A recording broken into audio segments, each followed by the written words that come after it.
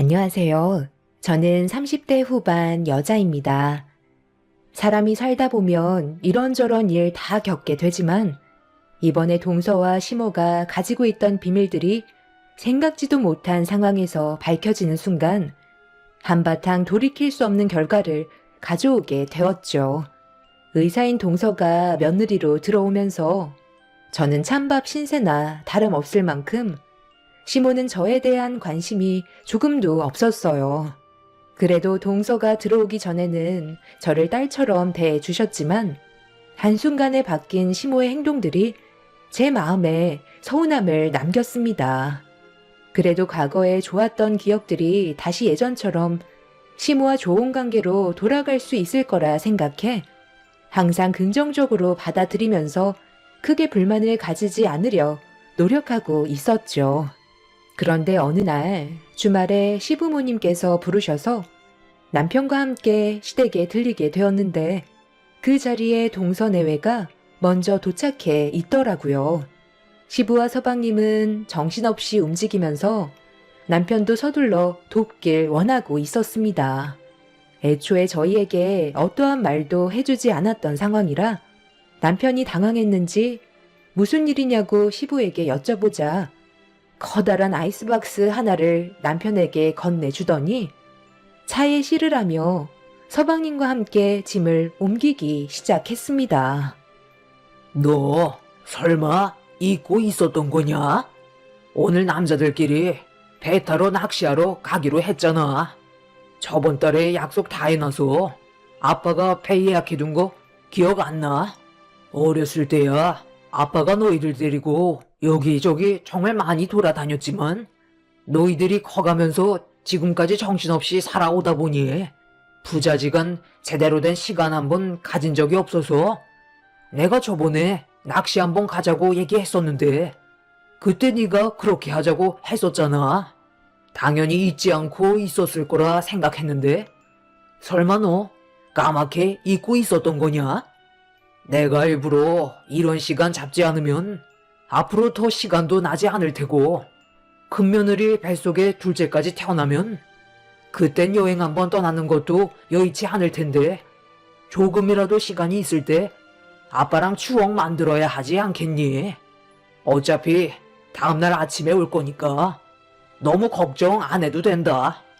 설마 그 전에 출산하겠니? 아, 제가 요즘 일도 바쁘고 이 사람이 어느새 만삭이 되다 보니 해야 될 일들이 너무 많아져서 저번 달에 아버지와 했던 약속을 까맣게 잊고 있었네요.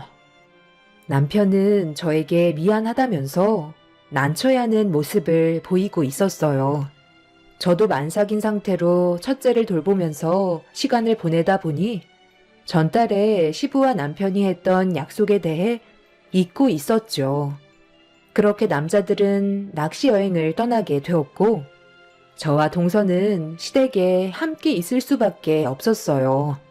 그리고 그 하루의 시간 동안 상상하지 못했던 일들이 펼쳐지면서 돌이킬 수 없는 결과들로 인해 시댁 집안은 한바탕 폭풍이 휘몰아치고 말았습니다. 부자들끼리 낚시 여행을 떠나자마자 시모는 거실에 앉아있던 저를 뒷마당에 있는 밭으로 부르셨어요. 무슨 이유 때문인지 몰라 천천히 몸을 일으켜 뒷마당으로 걸어갔는데 시모가 밭에서 얼갈이 배추를 뽑으시더니 제가 오자마자 바닥에 뽑아 놓았던 얼갈이 배추를 수도가에서 손질 좀 하라고 저에게 건네주셨습니다. 만삭인 상태라 몸 하나 움직이는 게 쉽지 않았지만 일단 군소리 없이 시모가 시키는 대로 천천히 몸을 움직였어요. 이 모습을 본 동서가 거실 창을 열고 도와주겠다며 밖으로 나오려는 순간 시모는 그럴 필요 없다면서 의사는 험한 일을 하면 안 된다고 동서를 다시 집 안으로 들여보내고 나온 시모와 눈이 마주쳤고 그런 행동에 기분이 좋지 않았어요. 너 왜 그런 얼굴로 나를 쳐다보는 거냐?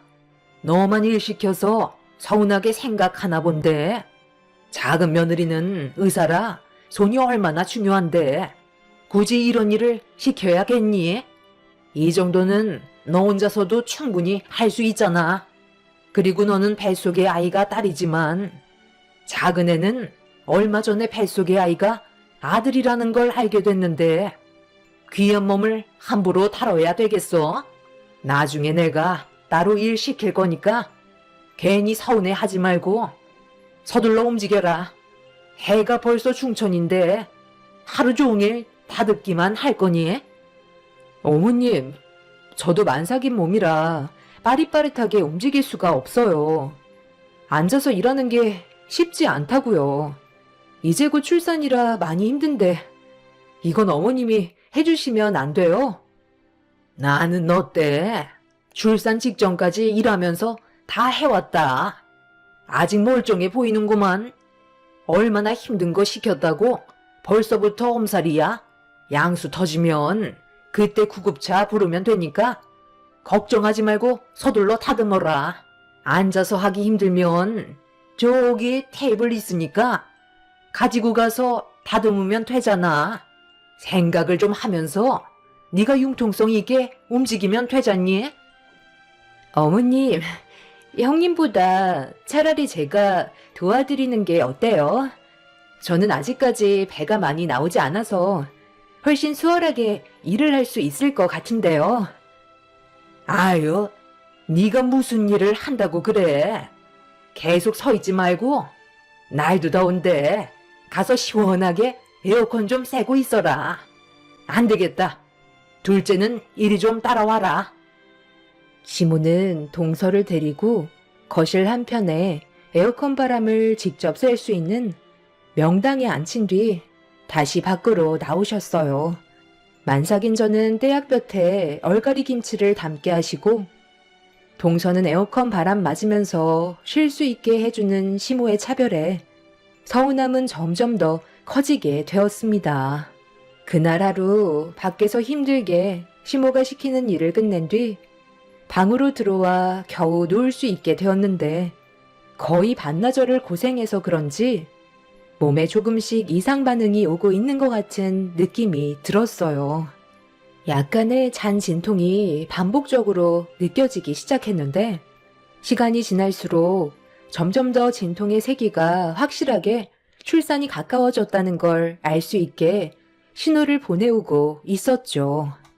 아무래도 느낌이 좋지 않아 불안했던 저는 지쳐있는 몸을 일으켜 시모와 동서에게 도움을 요청하려고 방문을 열고 나오려 했는데 거실에서 시모와 동서가 서로 대화를 나누는 걸 엿듣게 되었고 문틈 사이로 시모가 저를 어떻게 생각하고 있는지 전부 다 듣고 말았습니다. 이제껏 시모는 저를 시댁 집안의 일꾼으로만 생각하고 계셨죠. 어머님, 저도 의사예요. 제가 봤을 때 형님은 곧 출산할 것 같은데 계속 힘든 일만 골라서 시키면 출산할 때 체력이 없어서 얼마나 힘들겠어요. 너는 신경 쓰지 않아도 된다. 어차피 별거 없이 몸뚱이 하나 가지고 우리 집 며느리로 들어왔는데 이 정도는 아무것도 아니지. 쟤는 머리 쓰는 일보다 몸 쓰는 일이 훨씬 몸에 맞다니까. 고등학교 졸업하자마자 먹고 살겠다며 사회로 뛰쳐나와 지금까지 몸 쓰는 일만 했는데 너랑 비교가 되니? 내 큰아들이 많이 아깝긴 하지만 그래도 어쩌겠어. 일 하나는 똑부러지게 잘하잖아. 그래서 내가 며느리로 받아들여준 이유도 있는 거야. 내가 왜 받아줬는지 알아? 처음 우리 집에 인사 왔을 때 그래도 손님이라고 음식 하나는 제대로 대접해주고 싶어 혼자 땀 흘리며 준비하고 있었는데 내가 몸이 좀 느리다 보니까 약속된 시간 안에 음식 준비를 끝내지 못했던 거야. 그런데 큰 며느리가 옆에서 나를 도와줬는데 손이 얼마나 야무지던지 우리 집에 처음 왔는데도 알아서 척척 하더라고. 그때 며느리로 받아들이면 내가 좀 편해지겠구나 생각했다니까. 사회 경험이 많을수록 눈치도 빠르고 일 저일 가리지 않고 해서 그런지 시키는 대로 군말하지 않고 살았는데 내가 얼마나 편하겠어.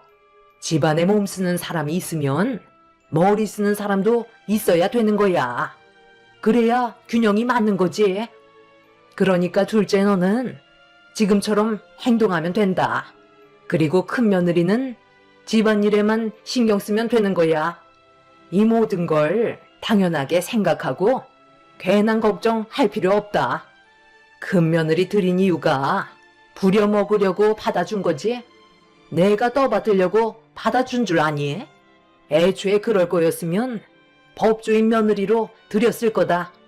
쟤는 워낙 무식해서 잘한다는 칭찬 한마디면 개처럼 꼬리를 살랑살랑 흔들면서 아주 간이며 쓸개며 다 빼준다니까. 시애미가 알아서 강약 조절하고 있으니까 너는 그냥 뒤에서 아무 말 하지 말고 지켜만 보면 된다. 그나저나 뱃속에 있는 우리 손자는 언제 세상 밖으로 나오려나? 출산하면 우리 집으로 바로 와야 하는 거 알지? 그동안 시댁 집안의 며느리로 살아오면서 시모가 저를 딸처럼 대해주시고 항상 아껴주시려고 노력하시는 줄 알았었는데 그건 전부 저를 움직이게 하려는 시모의 계획적인 행동들이었어요. 거실에서 동서와 나눈 대화를 듣게 된 저는 충격을 크게 받았는지 갑자기 진통이 크게 오기 시작했고 아픈 배를 움켜쥐는 순간 다리 사이로 양수가 터지고 말았습니다. 제가 방문을 활짝 열어 비틀거리며 나오자 화들짝 놀란 시모와 동서는 양수가 터진 저를 보며 많이 놀란 듯 저에게 달려왔고 제가 쓰러지자 동서는 곧바로 119에 도움을 요청한 뒤 이어서 시부에게 전화를 걸어 몇 시간 뒤면 출산할 것 같다면서 양수가 터졌다고 소식을 전해 주었어요. 그렇게 저는 동서의 도움을 받아 응급실에 도착할 수 있었고 몇 시간 뒤 낚시를 갔던 남편이 도착해 제 옆에서 자리를 지켜주었습니다. 알고 보니 남편이 계속 불안해하길래 저녁에 철수하고 있었다는 걸 알 수 있었어요.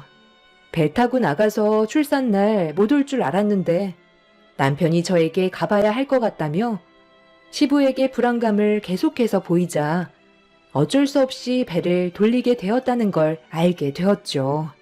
남편에게 너무 고마웠고 그렇게 저는 6시간의 진통 끝에 이쁜 딸을 안아볼 수 있었습니다. 거의 실신 직전까지 갔던 상태였지만 큰 사고 없이 출산을 해서 다행이라고 생각하고 있었는데 옆에 계셨던 시모가 뭔가 불만이 있으신 듯한 표정을 보이셨어요. 둘째까지 나왔으니 앞으로 더 바빠질 텐데 그럼 우리 집안일은 누가 하나? 둘째가 아들이었으면 딱 좋았을 텐데 또 딸이라서 많이 아쉽네. 엄마는 무슨 말을 그렇게 하세요? 딸이든 아들이든 요즘 시대에 그게 그렇게 중요해요? 출산율도 저조한 시대에 건강하게 태어나 준 것만도 얼마나 고마운 일이에요.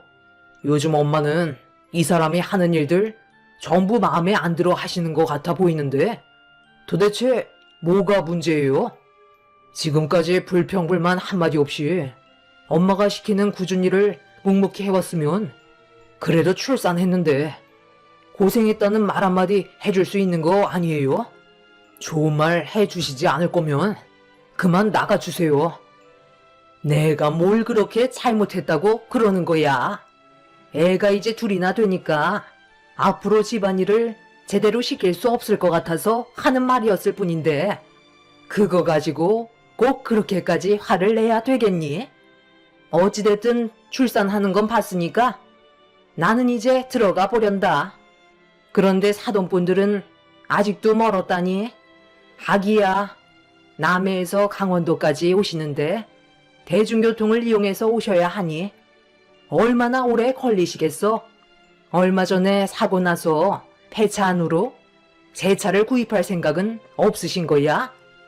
사람 일이 어떻게 될지 아무도 모르는데 차 한 대 정도는 서둘러 구입을 하셨어야지.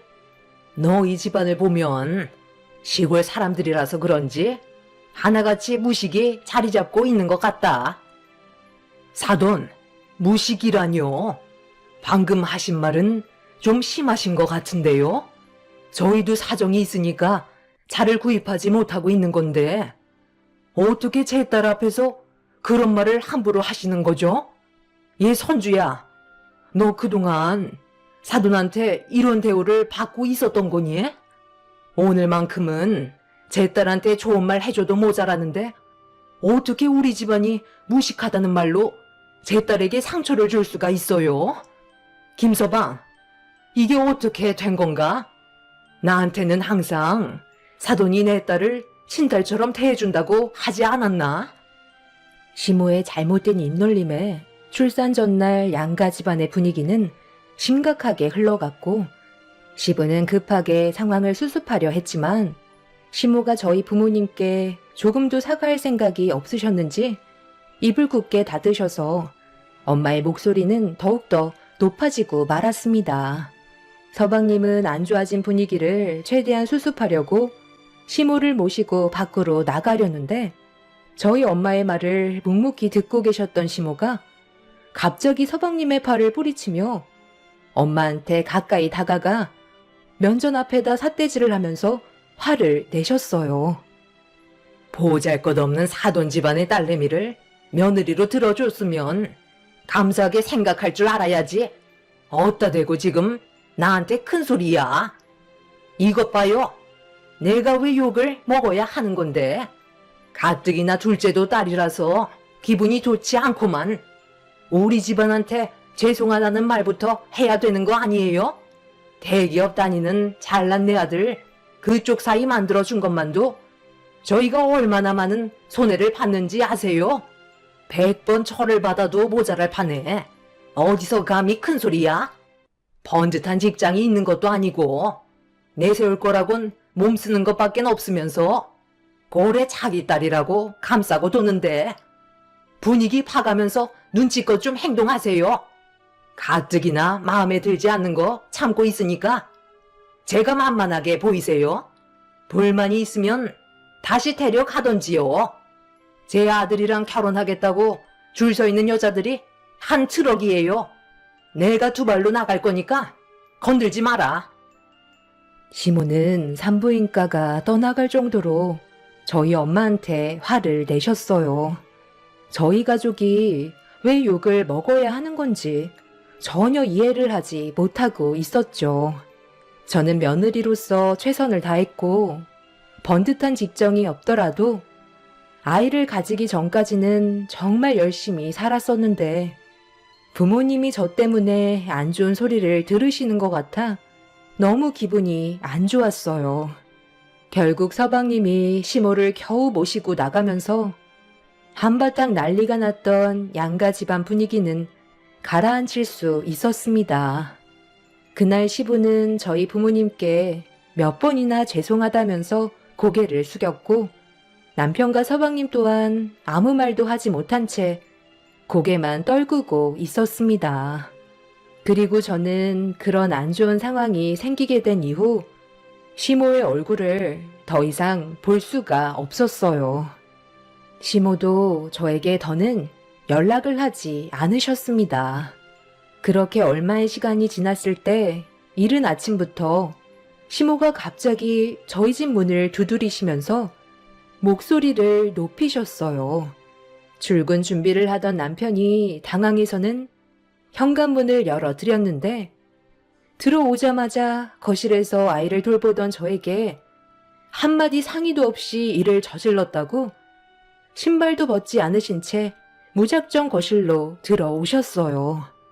그리고 저에게 달려들려 하시는 걸 남편이 겨우 붙잡을 수 있었죠. 아침부터 갑자기 이게 무슨 짓이에요? 상황 설명도 없이 신발을 신고 무턱대고 들어오시면 어쩌자는 거냐고요? 저 이제 출근해야 되는데 연락이라도 좀 하고 오셔야죠. 밤새 아이가 잠도 안 자고 울어대서 이제야 겨우 재웠는데 엄마 때문에 다시 깨겠다고요. 도대체 요즘 들어 왜 그러시는 거예요? 뭐가 그렇게 문제인데요? 너, 내 말 똑바로 들어. 사돈분들한테 집 알아봐 줬니? 지금 사돈분들 어디에 계시는 거야? 당장 전화해서 이쪽으로 오시라고 말씀드려라. 너는 엄마랑 상의 한마디 없이 이런 결정을 혼자서 내려? 내가 왜 너희 아빠랑 둘이 전화통화하는 걸 엿듣다가 알아야 하는 건데? 빨리 이쪽으로 달려오시라고 전화하라니까.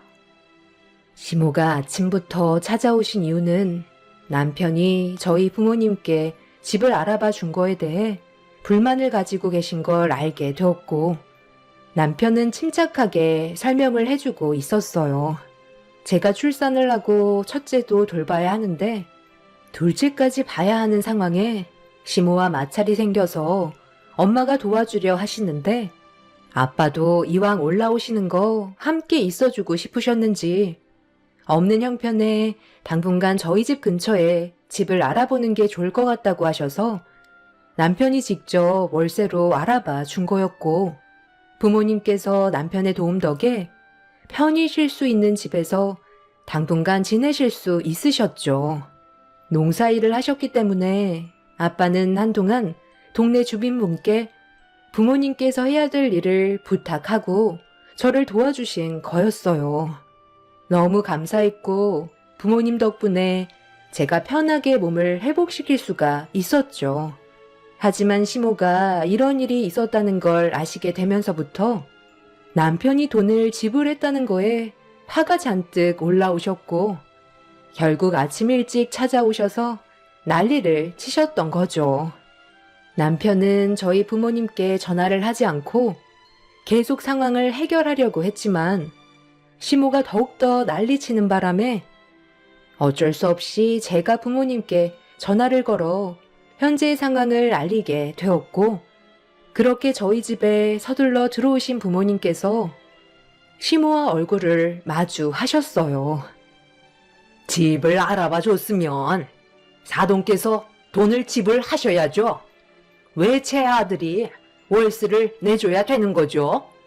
보증금도 5천만 원이나 들어갔다면서요. 그냥 사람 시키면 되는 거지. 뭐하러 이런 쓸데없는 돈을 낭비하는 건데요? 지금 당장 제 아들한테 보증금이랑 월세 돌려주시던지 아니면 그만 댁으로 돌아가시죠. 얼마나 오래 계시려고 월세를 알아봐요? 머리가 그렇게 안 돌아가시나? 이럴 돈이 있었으면 차라리 산후조리원을 알아보는 게 훨씬 좋겠네요. 시골 분들이셔서 계산이 안 되세요? 제가 그렇게 하자고 말씀드린 거예요. 저희 집에 잠깐 계시면서 도와주시려 했던 거 쉬실 때라도 편하게 쉬시라고 제가 알아봐 드린 거라고요. 장인어른께서 월세를 알아보셨는데 너무 비싸셔서 그냥 내려가려 하시길래 먼 길 오셨는데 여행 겸 좀 쉬다가 내려가시라고 단기간 월세를 제가 알아봐 드렸어요. 그게 잘못된 건 아니잖아요. 엄마 때문에 제가 장인어른 장모님께 해드리고도 마음이 편치가 않다고요. 계속 이런 식으로 행동하실 거면 얼굴 안 보고 사는 게 낫겠어요. 어제 장모님이 밤새서 같이 도와주시다가 새벽에 들어가셨다고요. 엄마는 이 사람이 출산하고 나서 단 한 번도 도와주신 적 없으신데 무슨 할 말이 있으세요? 남편은 그동안 많이 참았는지 시모에게 불만을 터뜨리고 말았어요. 남편은 저희 부모님이 쉴 때만큼은 편하게 지내시는 게 좋을 것 같다면서 월세를 알아봤던 거고, 그 결정이 잘못됐다고 생각하지 않았어요. 저희 집이 넓지도 않고 제대로 쉴 수 있는 공간도 없기 때문에 좋은 선택을 한 것 같았지만 시모는 저희 생각에 반대를 하고 계셨죠. 솔직히 산후조리원에서도 돈을 지불하지만 엄마가 옆에서 도와주시는 것과는 차원이 다르기 때문에 고민 끝에 결정한 건데 시모는 이런 소식을 들으시고 아침부터 찾아오셔서는 한바탕 난리를 치셨어요. 남편이 물리적으로 시모를 집에서 모시고 나간 이후 밖에서도 한참 동안 대화를 나눴고 그렇게 저희 집에 더 이상 오지 않으셨지만 마음이 불편한 건 여전했었죠. 이런 일이 있고 난 이후 동서의 귀에도 들어갔는지 전화가 왔길래 별일 없었다고 대충 둘러댄 뒤 통화를 끝냈습니다. 의사 동서는 시모의 눈치 때문에 저와 가까이 지내려 해도 중간에서 시모가 항상 끼어들다 보니 거리를 둘 수밖에 없는 듯 했어요. 동서가 식구로 들어온 지도 꽤 됐었지만 서로 교류가 많지 않아서 어색한 건 여전했었죠. 이런 일이 있고 난 이후 남편이 계속 신경이 쓰였는지 저희 부모님을 모시고 풍경 좋은 곳에 식사 자리를 마련해 주었어요. 그렇게 안 좋았던 일들은 잊어버리고 기분 전환을 하면서 남편 덕분에 즐거운 식사를 마무리한 뒤 식당에서 나와 산책로를 걷고 있는데 난간에 서서 풍경을 바라보고 있는 동서가 눈에 들어왔어요. 생각지도 못한 곳에서 동서를 만나 상당히 놀랐었죠. 서방님과 같이 온 줄 알고 물어봤는데 직원들과 함께 오래간만에 외출한 거라면서 어색한 미소로 저희 부부와 부모님께 인사를 드렸어요. 오래 대화하지 못하고 동서는 시간 때문에 들어가 봐야 할 것 같다면서 자리를 피해 주었고 저희 가족은 마저 산책을 이어가려고 하는데 어떤 남자가 저에게 다가오더니 사진 한 장만 찍어달라며 부탁을 하길래 아무 생각 없이 난간에 서서 포즈를 취하는 남자를 찍어주려는데 핸드폰 화면이 꺼지길래 다시 켜는 순간 저는 그 자리에 얼어버렸고 제가 가만히 있자 저에게 다가온 남편은 화면이 꺼졌냐면서 카메라를 다시 켠 뒤 저에게 건네주었어요. 그렇게 사진을 찍어준 뒤 남자에게 핸드폰을 건네줬는데 제가 누구인지 전혀 모르고 있는 것 같은 눈치였어요. 이미 동서는 멀리 가버렸는지 모습이 보이지 않았지만 저는 봐선 안 될 걸 두 눈으로 보게 되었죠. 서로 다른 방향으로 걸어갔지만 제가 봤던 남자의 핸드폰 속의 배경화면에는 동서의 얼굴이 확실했어요. 서로 포옹하고 있는 모습을 찍어서 배경화면으로 해놓은 그 남자는 누가 봐도 동서의 내연남이었고 저는 그때부터 오만 가지 생각을 하게 되었죠. 결국 이 사실을 저만 알고 있는 것보단 남편도 알아야겠다 싶어 순간적인 판단으로 남편을 붙잡아 멀리 걸어가고 있는 남자의 핸드폰 속에 동서의 얼굴이 있었다고 설명을 했어요.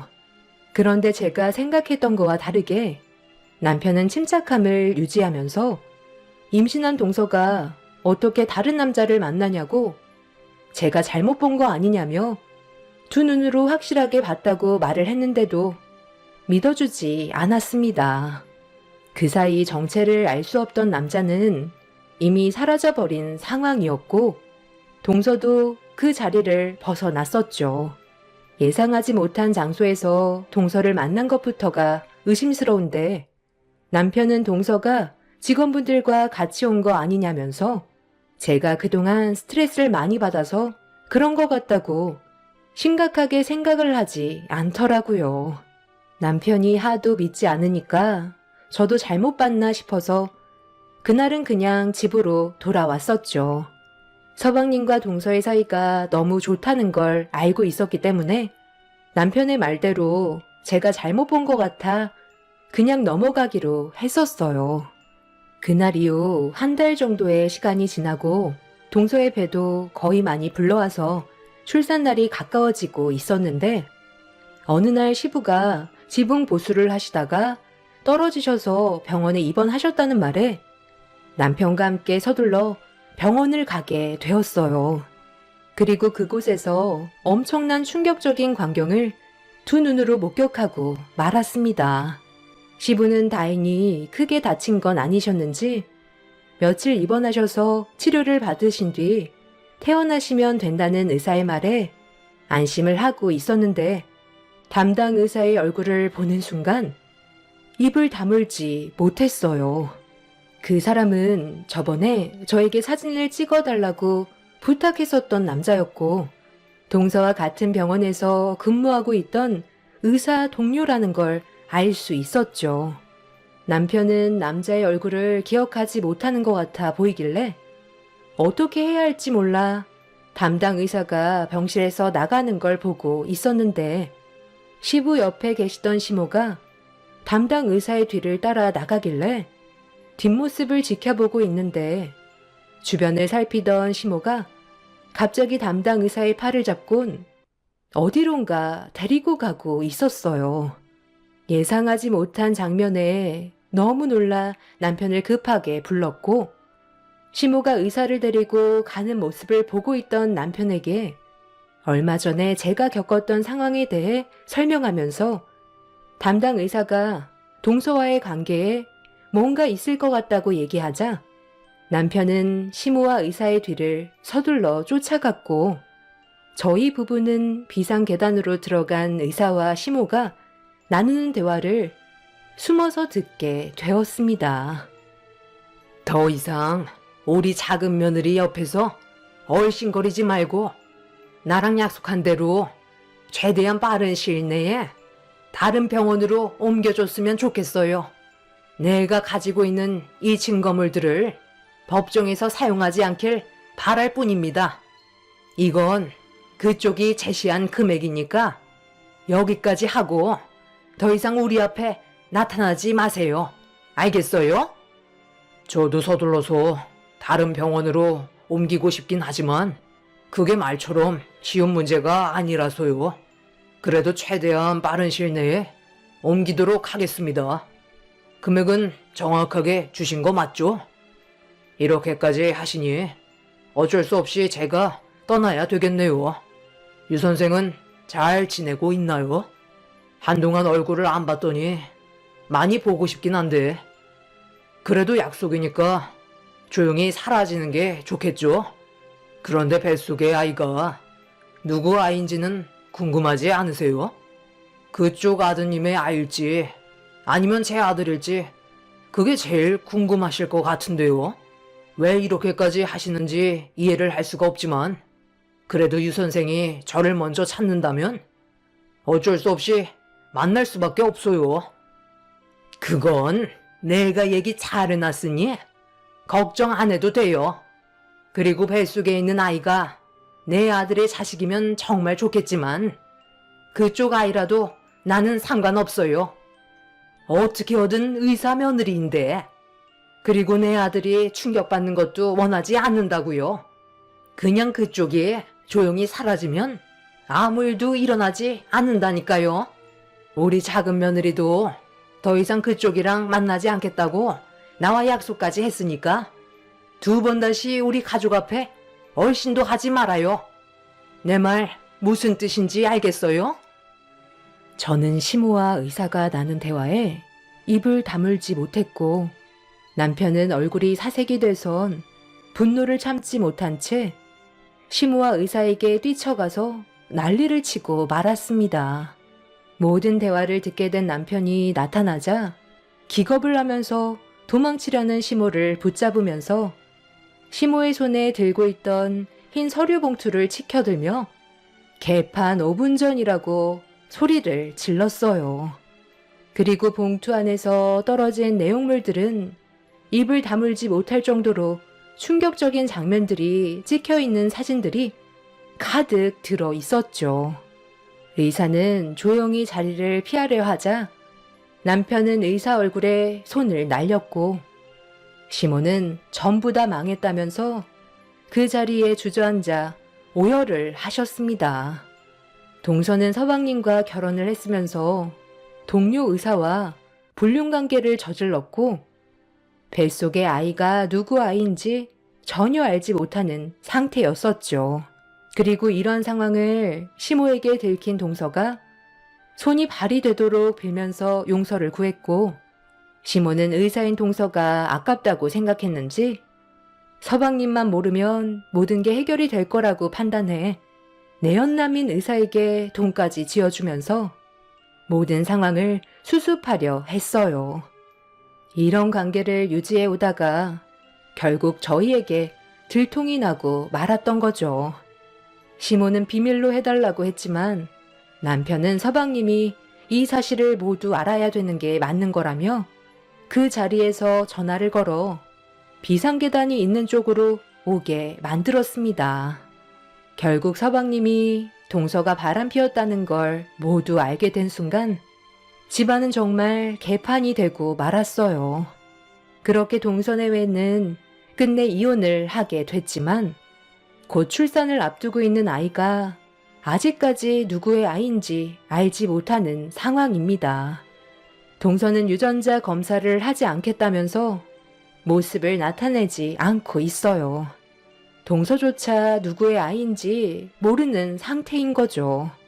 그런데 의사인 동서가 서방님한테 서둘러 위자료를 지어주고 이혼을 하게 되자 시모는 동서가 며느리로 들어오기 전에 저를 딸처럼 대해주셨을 때처럼 갑자기 관심을 가지고 잘해주기 시작하셨어요. 이미 모든 진실을 알게 됐는데 시모는 저에게 과거의 일들은 전부 미안하다면서 다시 예전처럼 좋은 관계로 발전하길 원하고 있었죠. 그 이유는 시부가 시모를 현재 내쳐버린 상황이에요. 이런 일들을 숨기려 했었다는 거에 상당한 충격을 받으셨죠. 남편과 서방님도 시모의 얼굴을 보고 싶지 않다며 인연을 끊어버린 상태입니다. 저를 어떻게든 구슬려서 다시 시댁에 들어가려 하시는 것 같은데 저 또한 시모를 받아줄 마음은 아직까지는 없습니다. 그래서 시모에게 연락이 와도 절대 받지 않고 있어요. 있을 때 잘하라는 말이 있잖아요. 그동안 저에게 많은 상처를 줬기 때문에 제 마음은 쉽게 열리지 않을 것 같습니다. 정말 상상조차 하지 못했던 시모와 동서의 행동에 저희 가족들은 지금도 그 충격에 벗어나지 못하고 있는 상황입니다. 서방님이 하루빨리 정상적인 생활로 돌아왔으면 좋겠어요. 이런 일이 생겼다는 게 안타까울 뿐입니다. 더 큰 일이 생길 수 있을 뻔한 걸 그 전에 막았다는 게 다행이라고 생각해요. 앞으론 저희 가족에게 좋은 일만 생겼으면 좋겠어요. 제 긴 사연 들어주신 분들, 오늘 하루도 웃음이 가득한 하루가 되시길 바랍니다. 감사합니다.